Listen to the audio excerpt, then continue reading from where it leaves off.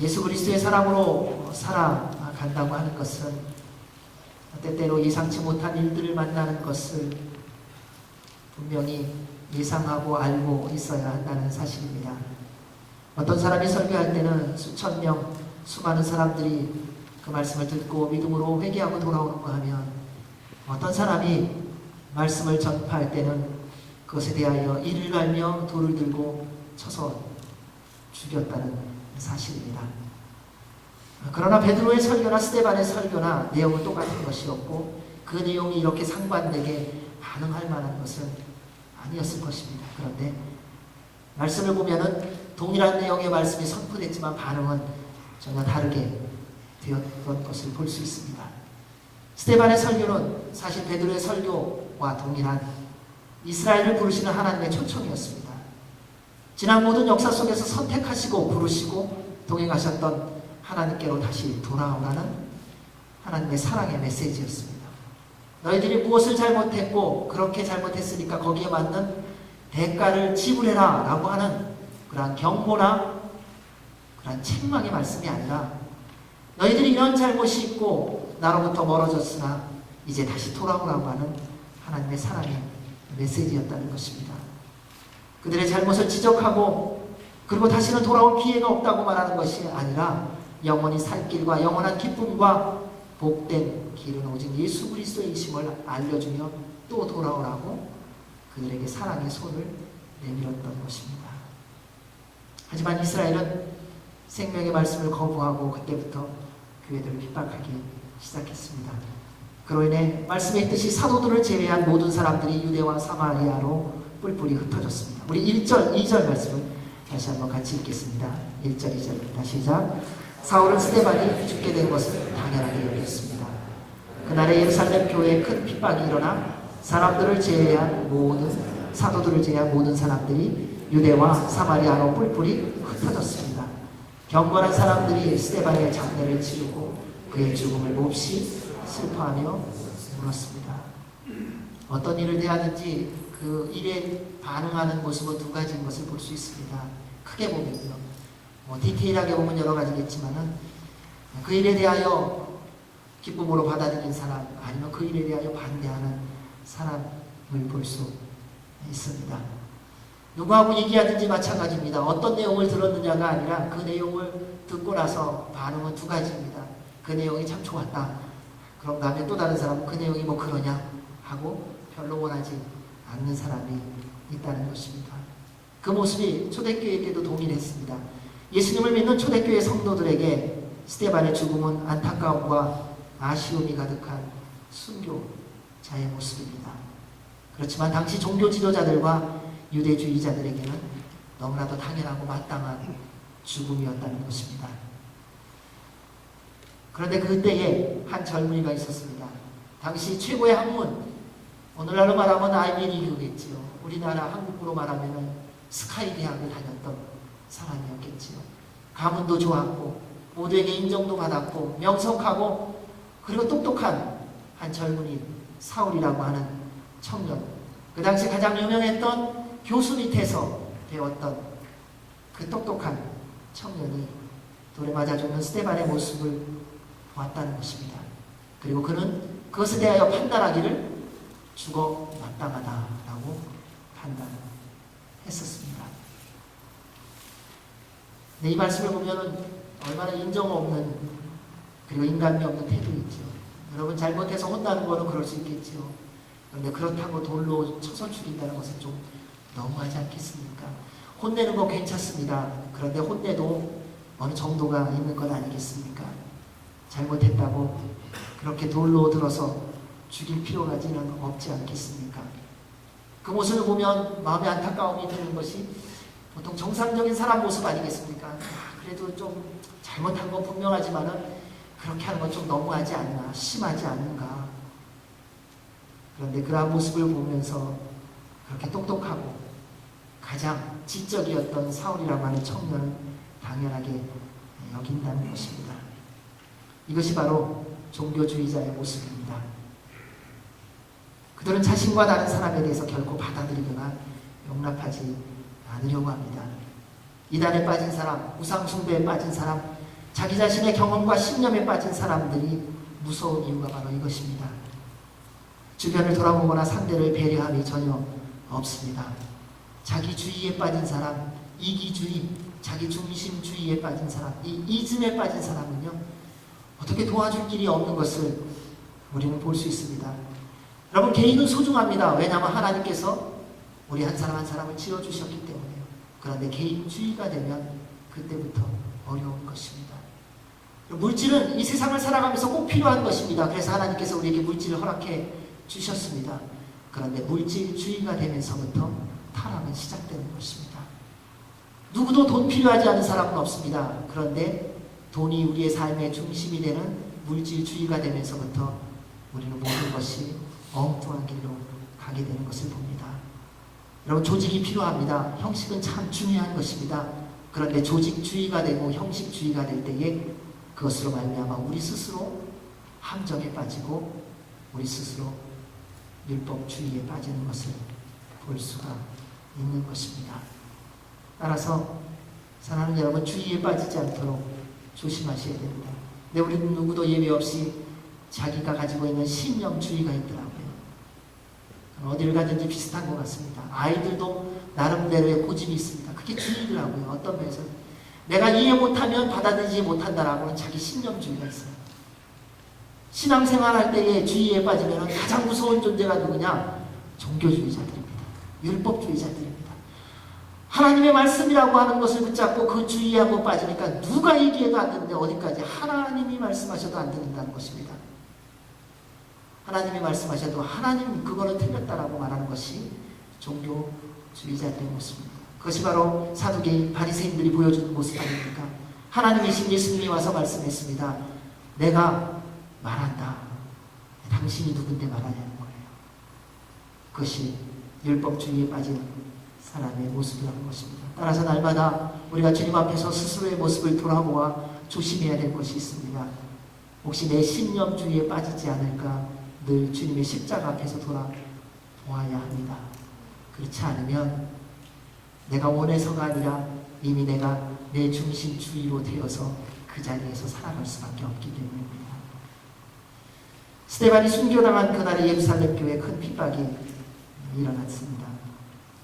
그동안 놀라운 기적과 이사, 그리고 수많은 사람들이 예수님 믿는 사람을 보면서 주께로 돌아왔던 좋은 영향력을 끼쳤던 교회였는데, 복음이 선포될 때마다 듣는 이들이 주님께로 돌아와 고백과 간증들이 넘쳐났던 교회였는데, 어느 날 동일한 복음을 전하다 한 사람이 돌에 맞아 죽고 나자 그것이 불씨가 되어서 온 교회에 커다란 핍박이 밀려왔습니다.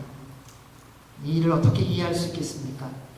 오히려 그렇게 희생하는 사람이 생겨나고 순교자가 생겨났다면 더 불이 일어나야 되는 것 아닙니까?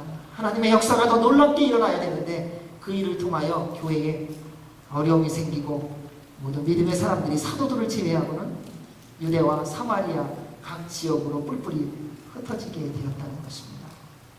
사람의 눈으로 볼 때 이해할 수 없는 사건이지요. 그런데 이 핍박의 사건이 하나님의 인도하심이고 하나님의 역사라는 사실입니다. 하나님은 우리가 이해할 수 없는 이 사건을 통하여 예수 그리스도의 복음을 열방으로 퍼지게 하는 기회로 삼으셨습니다. 하나님의 인도하심과 역사는 사람의 상식과 논리를 뛰어넘어서 역사하십니다. 따라서 여러분의 인생 가운데 스스로 해석되지 않고 이해되지 않는 일이 있을 때에 고민하거나 걱정하지 마십시오. 오히려 주님을 기대하시기 바랍니다. 왜냐하면 그 일을 통하여 하나님께서 새롭게 행하실 것을 시작하셨기 때문입니다. 우리는 고난이 생기면 도망가려고 합니다.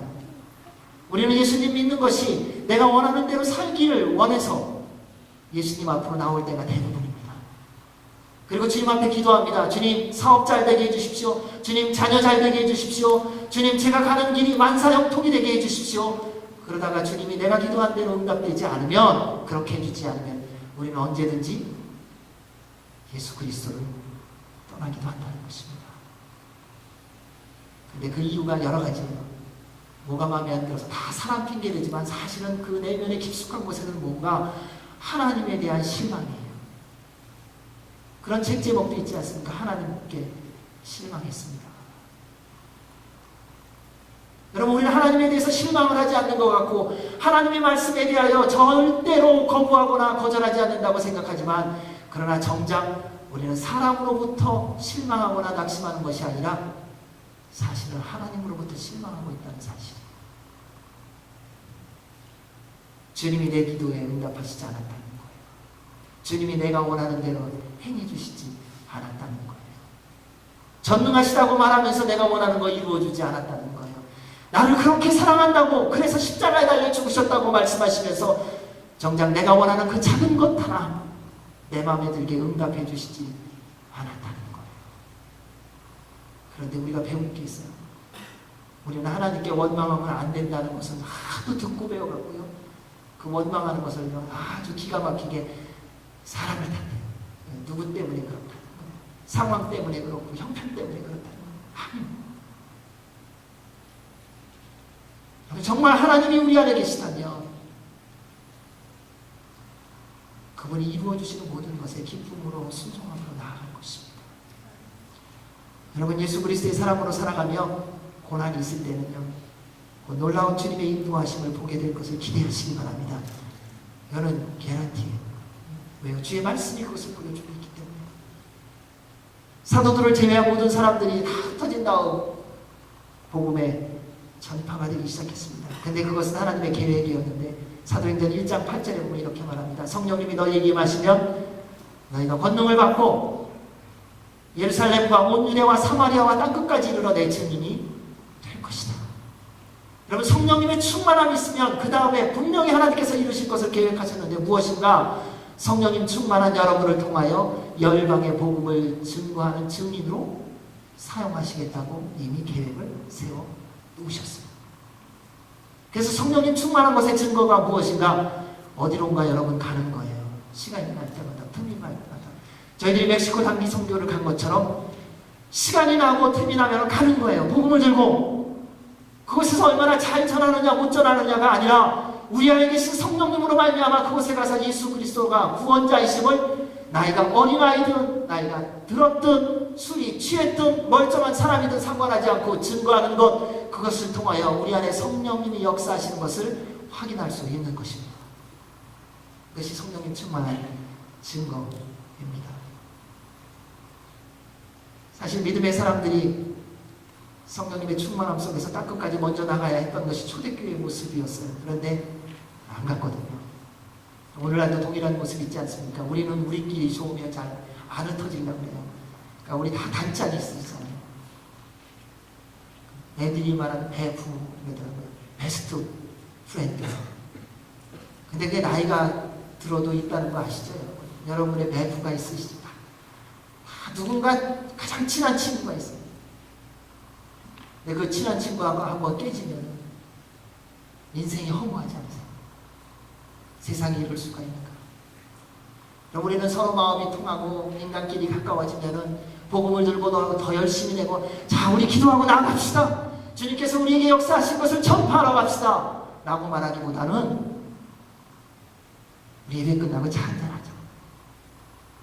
우리 어느 날 만나고 밥 먹자. 우리 같이 한번 재미난 얘기 해보자. 여러분, 사람의 특징이 희한하더라고요. 가까워지면 더 열심을 낼 것 같은데 선교여행을 가보면은요, 가까운 사람이 가는 게 아니라 성령님 충만한 사람이 간다. 기도하는 분들 누가 뒤에서 기도하는가? 가까운 사람이 기도해 주는 게 아니라 성령님 충만한 사람이 기도해 주더라고요. 가까운 사람은 제가 보니까 저도 이렇게 부부 생활 하다 보니까 말은 잘해요. 저도 어떨 때 기분 좋을 때는 제 아내한테 좋은 말 잘해요.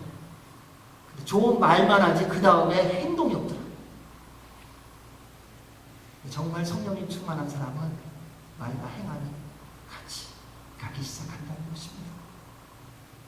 그래서 사랑하는 여러분, 말씀에 순종함을 지체하면요, 하나님께서 순종하도록 만드십니다. 이건 아주 분명합니다. 여러분, 주님께서 여러분에게 하신 말씀이 분명히 있으실 겁니다. 한 분 한 분에게.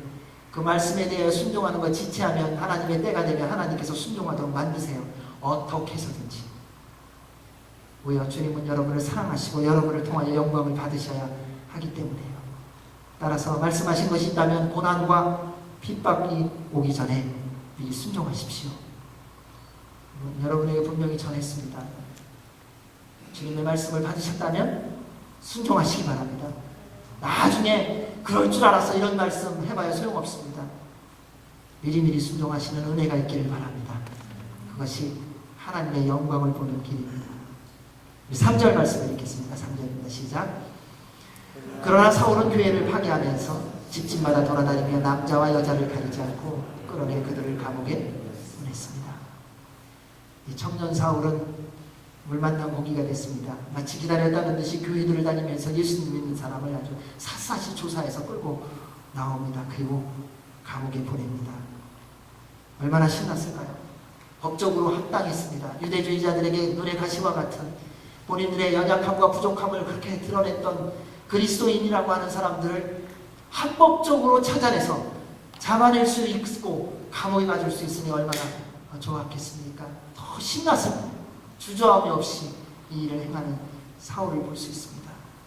사울의 초대교회를 핍박하는 모습을 보면 세상 세력이 하나님의 교회를 공격하는 방법을 볼 수 있습니다.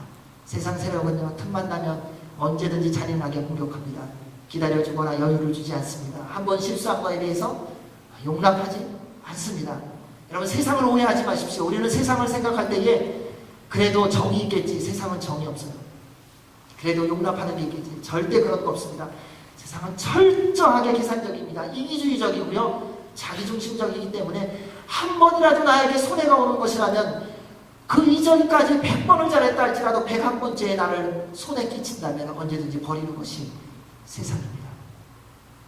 남녀노소 빈부귀천을 가리지 않습니다. 약육강식이 그대로 적용되는 것이 세상의 논리입니다. 세상에서 그래서 그러한 일을 겪을 때 이상한 일 겪는 것처럼 오해하지 마시기 바랍니다. 여러분, 사자가 사냥하면서 먹이를 잡을 때에 그 먹이가 불쌍해서 놔준 거 보셨어요? 막 쫓아가서 사슴을 잡았는데 어린 새끼 사슴을 잡고서 딱 머리를 내리치려고 하는 순간 그 사슴의 눈망울이 크잖아요. 큰 눈망울을 이렇게 바라보면서 사자의 큰 눈을 바라보면서 사자님, 제 눈을 좀 보세요. 불쌍하지 않습니까? 저는 아직 다 자라지도 못했는데 좀 큰 다음에 잡아먹으시면 어떠실까요? 눈물 뚝뚝 흘린다고 그게 불쌍해갖고 아이고 그래 내가 그동안 많이 먹어봤는데 너 참 작구나. 뭘 먹을 게 있겠니? 살도 없고 한번 봐줄게. 가라. 그런 사자 있습니까? 없어요. 사장 없이 내리치고 그냥 잡아먹는 것입니다. 사랑하는 성도 여러분, 세상이 그렇습니다. 세상은요, 한 번도 다시 한 번이라는 기회를 주지 않습니다. 우리가 한번 무너지고 나면 그 무너진 틈을 타고 철저하게 공격하는 것이 세상이라는 것입니다. 오늘날 교회가 얼마나 다양한 영적 공격을 받는지 잘 분별해야 됩니다. 누구나 잘못하고 실수하는 순간이 있습니다. 그럴 때 속히 주님께 나와 회개하고 돌아서야 됩니다. 그렇지 않으면 그 순간을 마치 독수리가 먹이를 잡아채듯이 사단이 그 기회를 놓치지 않고 절묘하게 공격한다는 사실입니다. 따라서 사랑하는 여러분, 주님 앞에 날마다 나오시기 바랍니다. 그리고 주의 말씀대로 살아갈 때 공격을 받을 때에 이상한 일 겪는 것처럼 여기지 마십시오. 그때 더 십자가 앞으로 나아가야 합니다. 이러한 공격으로부터 이길 수 있는 비결은 딱 하나입니다. 성령님 충만하셔야 됩니다. 다른 길이 없더라고요. 그래서 날마다 이렇게 귀에 마르고 닳도록 성령님 충만하십시오라고 하는 이유는 딱 한 가지입니다. 세상으로부터 이기는 길은 주님과 동행하는 것밖에 없습니다. 그럼 다른 길 아무것도 없습니다. 언젠가 하나님 나라에 가면 이 고백을 할 거라고 저는 믿습니다. 주님의 은혜로만 살았습니다라는 고백을 할 겁니다. 저는 여러분이 그러한 고백이 지금부터 있기를 바랍니다. 사랑하는 여러분, 여러분을 어렵게 하는 게 무엇입니까? 그것을 무엇으로 이기시겠습니까? 어떤 풍랑 앞에서 여러분의 경륜과 지식과 실력으로 감당해내겠습니까? 살아계신 하나님의 은혜밖에는 없습니다. 성령님의 도우심밖에는 없습니다. 그분을 붙드시기 바랍니다. 그리고 그분 앞으로 날마다 나아오십시오. 그때 넉넉히 승리하게 해 주실 것입니다. 우리 4절 말씀 읽겠습니다. 시작. 한편 뿔뿔이 흩어진 사람들은 가는 곳마다 복음의 말씀을 전했습니다. 인간적인 상식으로 이해하기 어려운 핍박이 왔지만 그 일을 통하여 오히려 모든 믿음의 사람들은 간 곳에서 복음의 능력을 그리고 복음을 전했다는 것입니다. 흩어질 수밖에 없어서 사방으로 갔지만 그들은 흩어진 곳에서 예수 그리스도를 전했습니다. 왜냐하면 그들의 주인은 예수님이셨기 때문에요. 누가 예수님을 전하는가? 삶의 주인이 예수님인 사람이 예수님을 전합니다. 많이 알고 있는 사람이 아닙니다. 경험이 많은 사람이 아닙니다. 경륜이 있어서도 아니더라고요. 성령님 충만한 사람, 예수 그리스도가 주인으로 사는 사람만이 예수 그리스도를 증거하게 되어 있어요. 상황을 따지지 않습니다. 그래서 예수님 전하는 사람은 어떤 면에서는요, 바보 같은 사람이에요. 그 상황에서 예수님 말할 수 없는 상황이에요. 근데 예수님 말해요. 예수님 믿으세요. 그런데 그 어리석은 고백 속에서 하나님의 역사가 있습니다. 저도 젊었을 때에 전도를 하다 보면 버스를 타고 전도해 봅니다. 흔들리는 버스에 올라가면서 기사 아저씨한테 먼저 그때 부탁을 합니다. 아저씨, 제가 요 한 정거장만 복음을 전할게요. 옛날에는 참 한국도 좋았어요. 그러면 기사 아저씨가 길지 않게 하라고, 한 정거장 넘어가지 않게 하라고. 그래서 꼭 탈 때는 가장 긴, 다음 정류장에 가장 긴 데로 올라가는 거예요. 그래서 얘기해요. 처음에 얘기할 때는 얼마나 창피한지 몰라요. 그리고 갈등이 많아요. 올라가서. 그리고 그냥 내려올 때도 수십 번이에요. 하나님 전해야 됩니까? 꼭 이렇게 해야 되나요? 좀 격식 있게 할 수 없습니까? 좀 규모 있게 할 수 없습니까? 그래도 대학을 다니는 사람인데, 그래도 배운 것이 있는데, 그런데 그때마다 주님이 마음에 이렇게 밀어넣으시는 게 있어요. 미시는 게 있어요. 해야 된다. 그런데 희한한 것은 그렇게 어리석은 방법처럼 했을 때에 하나님이 역사하신다는 것입니다. 그때를 돌아보고 지금을 돌아봐도 마찬가지입니다. 내 안에 주인이 예수 그리스도가 되면 여러분 나오는 모든 고백이 예수 그리스도가 되더라고요. 내가 왜 예수 그리스도 고백을 못할까? 갈등할 필요 없습니다. 나의 중심에 예수님이 중심이신가를 한번 생각해 봐야 됩니다. 여러분, 저와 여러분이 왜 이 자리에 와 있습니까? 살아계신 하나님의 아들 예수 그리스도께서 우리의 주인이 되실 수 없다면 여러분, 우리 이곳에 나온 것은 시간 낭비일 뿐일 거예요. 그러나 주님이 주인이 되신다면 여러분 정말 잘하시는 것입니다. 지금 섬기는 일터가 먹고 살기 위해서 할 수 없이 있다고 하는 생각이 들어도 기운 내시기 바랍니다. 지금 만나고 함께하는 사람이 불편하고 힘들어도 원망하거나 불평하지 마시기 바랍니다. 도저히 더 이상 함께할 수 없는 것 같은 가정처럼 느껴져도 포기하지 마십시오. 왜냐하면 여러분의 주인이신 예수 그리스도께서 함께 하시기 때문입니다. 주님께서 여러분을 지켜주십니다. 우리는 무너져도 다시 주님께서 다시 일으켜 세워주십니다. 100번을 무너지면 우리 주님은 101번째 또 일으켜 세워주십니다. 1000번을 낙심하면 우리 주님께서는 다시 1001번째 나의 이름으로 일어나자고 손을 내미시는 분이 우리 예수 그리스도이십니다. 수천 수만 번을 우리가 좌절하고 낙심하고 실망한다 할지라도 우리 주님은 그 실망한 횟수 때문에 실망하시는 분이 아니라 10,000번째 되든지라도 또 그 은혜의 손을 내미시고 다시 일어나자고 내 아들아 냈다가 손을 내밀어 주시는 분이 우리 구주 예수 그리스도이십니다. 따라서 사랑하는 여러분, 다시 주님의 이름으로 일어나시기 바랍니다. 여러분의 인생에 해석되지 않는 것 때문에 넘어지지 마십시오. 그것이 교만입니다. 여러분 스스로 이해할 수 없는 인생이라고 좌절하는 것, 그것이 교만인 걸 아셔야 됩니다. 하나님이 포기하지 않으셨는데, 하나님이 그만두라고 말씀하시지 않으셨는데, 내가 어렵다고 내가 힘들다고 포기하는 것, 그것이 하나님 앞에서 교만인 것을 아셔야 됩니다. 주님은 여러분을 포기하지 않으셨습니다. 예수 그리스도의 이름으로 다시 일어나십시오. 주님은 여러분을 통하여 영광 받기로 이미 결정하신 분이십니다. 따라서 주님의 십자가를 바라보며 나오십시오. 그리고 모든 상황 속에서 감사하십시오. 주님께서 여러분을 통하여 마음껏 영광을 받으시고 하나님 당신을 여러분에게 부어주실 것입니다. 주님은 주님을 주기를 원하세요. 세상의 물질의 수준이 아니고 그저 건강한 수준이 아니라 살아계신 하나님의 아들 예수 그리스도 주님 전부를 주기를 원하신다는 것입니다. 그래서 또 일어나시기 바랍니다.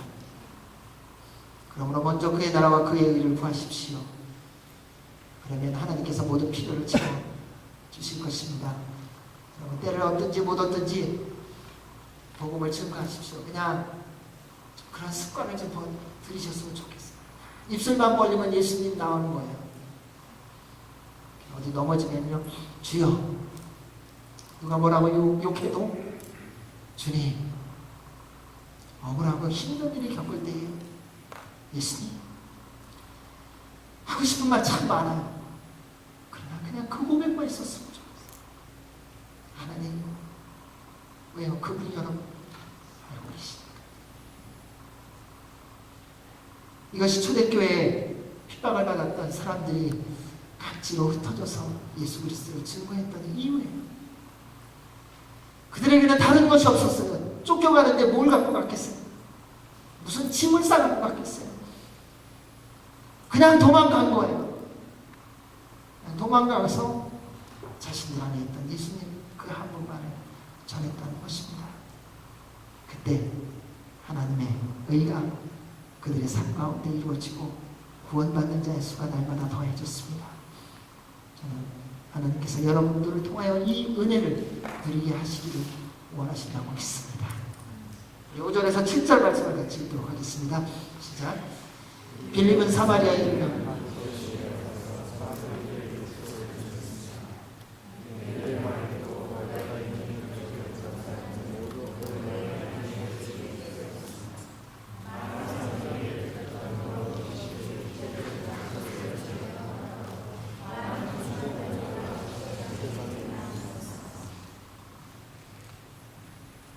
스데반의 순교 후에 교회의 핍박으로 인해 복음이 위축된 것이 아니라 오히려 더 활발하게 전파되기 시작했습니다.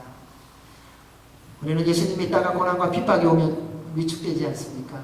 잘 믿으려고 한번 힘차게 일어나려고 했는데 또 고난이 오고 시련이 오고 내가 좀 잘 믿어보려고 했는데 이게 뭐야? 하나님, 제가 제대로 말씀대로 순종해 보려고 했는데 이게 뭡니까? 라고 말하는 것이 우리의 모습일 때가 많습니다. 그래서 오늘날 신앙인들의 모습을 보면 고난과 시련과 환난이 오면 주님께로 더 가까이 나와 주님의 능력과 권세를, 십자가의 능력을 기대하고 부활의 능력을 기대함으로 나아가는 것이 아니라 하나님으로부터 멀어지는 모습을 볼 때가 많습니다. 그러나 예수 그리스도를 중심으로 성령님 충만한 사람은 고난과 핍박을 받을수록 더 일어난다는 사실입니다. 누군가 나를 무시하면 그 무시 때문에 넘어지는 자가 아니라 내가 예수 그리스도의 이름 때문에 무시당할 수 있다는 기쁨에 감사하는 사람이 된다. 이것이 예수님 믿는 사람의 모습이라는 것입니다. 세상의 사람들이 그래서 도무지 이해할 수도 없고 이해하지도 못한다는 사실입니다.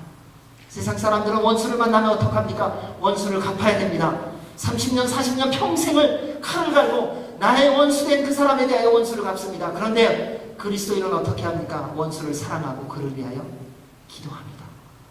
세상의 사람들은 잘못하고 실수하는 사람이라면 한 번, 두 번 세움을 하고 나서 다시는 용서하거나 그 잘못에 대해서 용납하지 않습니다. 그러나 예수님을 믿은 사람은 70번씩 7번이라도 끝까지 용서하고 받아주는 사람입니다. 세상 사람들은 속옷을 달라고 하면 이전에 줬던 것까지 다 빼앗습니다. 그런데 예수님 믿는 사람은 속옷을 달라고 하면 겉옷까지 준다는 것입니다. 세상 사람들은 한두 번 도와주고 나면 내가 너희를 얼마나 돕겠냐고, 당신의 인생은 당신이 책임지라고 말하면서 그러니까는 무너지지 않았냐라고 판단하고 저지하기를 쉽게 합니다.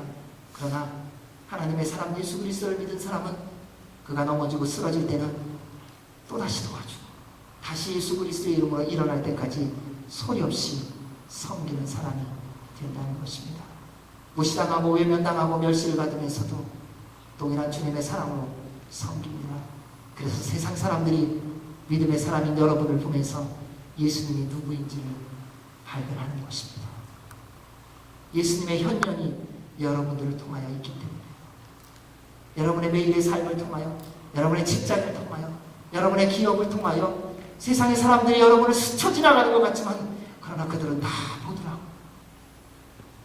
마치 데이터 분석을 하듯이 다 보고 예수님이 누군지를 알더라는 것입니다. 하나님의 자녀답게 사는 여러분을 세상 사람들이 감당하지 못할 것입니다. 그리고 주님께서 여러분의 믿음의 순종함을 통하여 영광을 받으시고 기뻐하실 것입니다. 말씀을 보십시오. 7 집사 가운데 하나인 빌립이 사마리아라는 도시에 내려갔습니다. 그런 일이 있을 수 없는 일인데 그렇게 됐다는 겁니다. 왜냐하면 핍박이 왔기 때문에요. 어느 정도였는가 예루살렘 성에 예수님께서 사마리아의 수가성을 지나갈 때 한 여인을 만났습니다. 그때 물을 달라고 하시니까는 그 여인이 말합니다. 예수님, 당신은 유대 사람이고 나는 사마리아 여인인데 어떻게 나한테 물 달라고 합니까? 왜냐하면 유대인들이 사마리아인에 대해서는 상종도 하지 않았기 때문에요. 그런데 그 절망 가운데, 그 낭만 가운데, 그 상황 가운데 있는 여인이 그 예수님을 만나고 나서는 온전히 회복되었습니다. 이것이 주님을 중심으로 살아가는 사람 통하여 하나님께서 이루시는 것입니다. 여러분, 빌립이 전한 것이 무엇입니까? 다른 어떤 것이 아닙니다. 예수 그리스도밖에 없습니다. 그러자 많은 사람들에게 붙었던 더러운 귀신들이 떠나갔고 많은 중풍 환자들, 지체장애인들이 나았다고 말합니다. 예수님의 이름이 선포되고 말씀이 선포되면 주의 깊게 들은 사람은 낫더라고요. 길에 열심히 가갖고 머리에 손을 얹고 기도 안 받아도 되더라고요. 가만 보니까요. 예수님의 이름이 선포될 때 정말 믿음으로 들으면요, 귀신이 떠나가요. 병든 자들이 치유함을 받고요. 말씀을 보십시오. 이적과 기사를 행하는 빌립을 보았습니다. 그런데 그 다음에 모든 사람들이 그가 전하는 말을 주의 깊게 들었다, 이렇게 말합니다. 주의 깊게 듣는 이유는 무엇입니까? 믿음 때문입니다. 믿으면은요, 그 믿음대로 되어지는 것입니다. 하나님께서 온 우주 만물을 어떻게 창조하셨습니까? 말씀으로. 여러분, 주님께서 말씀하시면 그대로 이루어지는 것을 믿으세요? 하나님께서 말씀하시면 그대로 이루어지는 것을 믿으십니까? 아멘. 아멘. 그렇다면 여러분에게 하나님이 말씀하신 게 있으세요? 없으세요? 있으시죠? 근데 그게 얼만큼 이루어지셨어요? 여러분, 지금 다 이루어지지 않은 것 같아도 실망하거나 좌절하지 마십시오. 이미 그 말씀이 이루어지고 있는 여정 가운데 있습니다. 우리는 내가 원하는 수준에까지 이루지 않으면 마치 아무것도 이루어지지 않은 것처럼 하는데, 여러분, 100m를 가기 위해서는 1m부터 시작을 해야 됩니다. 하나님의 역사를 경험하기 위해서는 가장 사소한 것 같은 삶의 가장 평범한 곳에서부터 하나님의 역사를 경험해야 됩니다.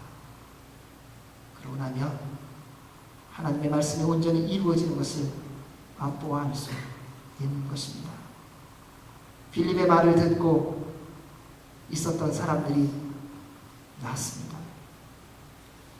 여러분, 이러한 일들이 오늘날에도 있어야 됩니다. 주님의 말씀을 들으면요, 기적이 일어나야 됩니다. 누군가한테 들어서가 아니라 여러분 스스로 말씀을 묵상하면서 영적 회복이 일어나야 됩니다. 왜요? 주님의 말씀이니까요.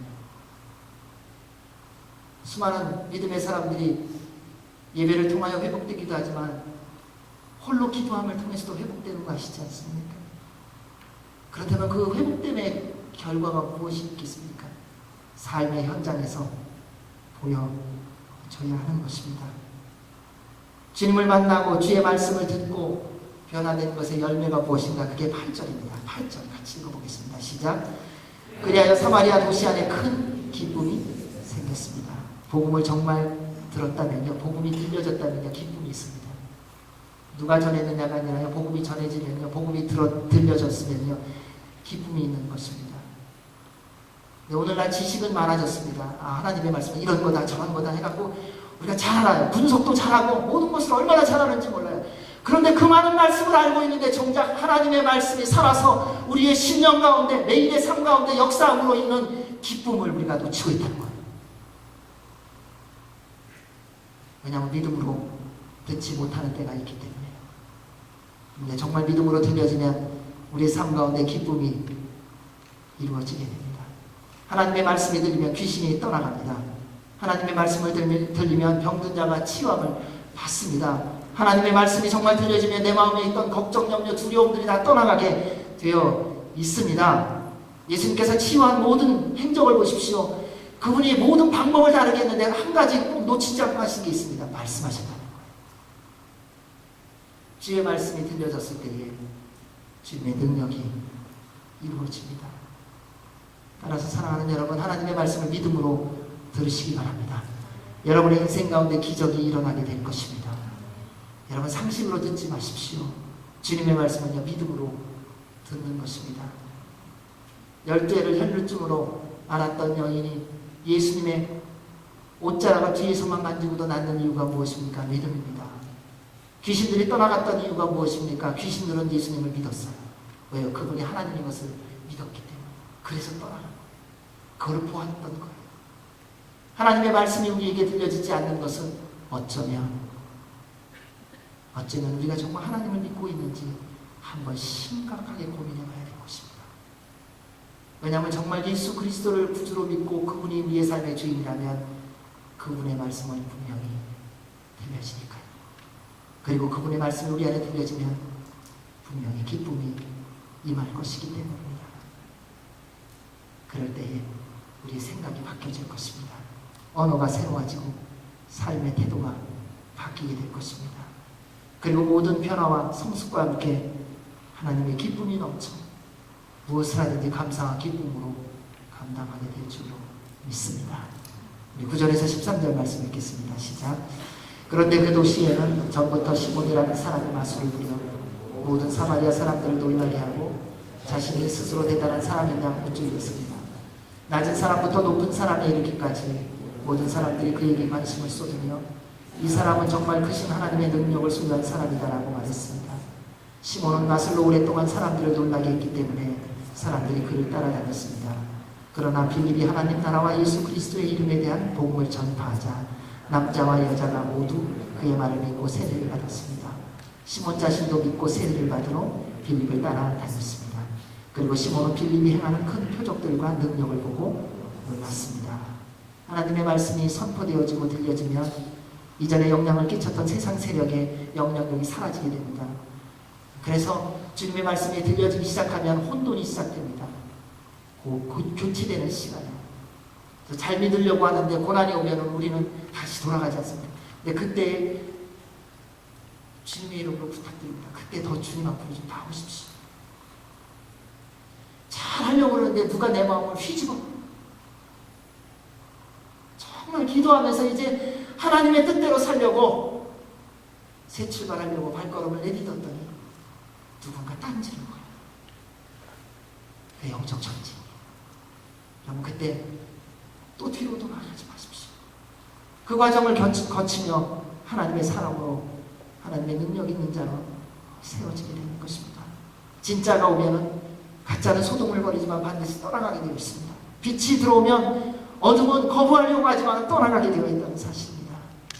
빌립이 복음을 전하자 하나님의 능력을 소유한 사람이라고 모든 사람이 생각하며 따랐던 시몬이라고 하는 이 마술사가 떠나게 되고 주님의 앞으로 돌아와 예수님을 믿고 세례를 받게 되었다는 사실입니다. 사랑하는 여러분, 하나님의 말씀을 진짜로 들으면 누구든지 기적을 경험합니다. 저는 여러분들이 남은 평생 동안에 주의 말씀을 듣는 은혜가 있기를 바랍니다. 여러분 사람이 주는 복 말고요 하나님이 주는 은혜와 복을 누려야 되지 않겠습니까? 우리 마음에 우리가 한순간 기쁘고 즐거운 그런 순간의 기쁨이 아니라 영원히 기뻐할 수 있는, 영원히 즐거워할 수 있는 하나님으로부터 오는 기쁨을 받으셔야 되지 않겠습니까? 말씀이 들려지길 바랍니다. 올 한 해 꼭 말씀 한번 읽으시기 바랍니다. 주의 이름으로 부탁드립니다. 여러분 1년이 지나가기 전에 창세기부터 계시록 22장까지 꼭 한번 읽으십시오. 졸면서라도 좋습니다. 주님의 말씀을 읽으십시오. 졸면서도 주님을 붙잡으면 주님을 만나더라고요. 제가 아는 목사님 가운데 같이 신앙생활 할 때는 5년, 6년 같이 앉아서 옆에서 있었어요. 그동안 계속 졸아요. 설교 시간만 되면 졸아요. 그분이 목사님 되시더라고요. 졸아도 잘 주님의 전에서 졸고 자니까 주님을 만나는 순간이 있더라고요. 그리고 그 기적을 경험하더라고요. 사랑하는 여러분, 하나님은 여러분에게 말씀하시는 하나님이십니다. 여러분의 인생 가운데 주님의 능력을 부어주기를 가장 기뻐하시는 분이 우리 하나님이십니다. 그분의 말씀을 경험하십시오. 그리고 그 능력을 경험하십시오. 그를 통하여 남은 평생 하나님의 기쁨과 자랑이 되시는 여러분 모두가 되시기를 주의 이름으로 축원합니다. 아멘.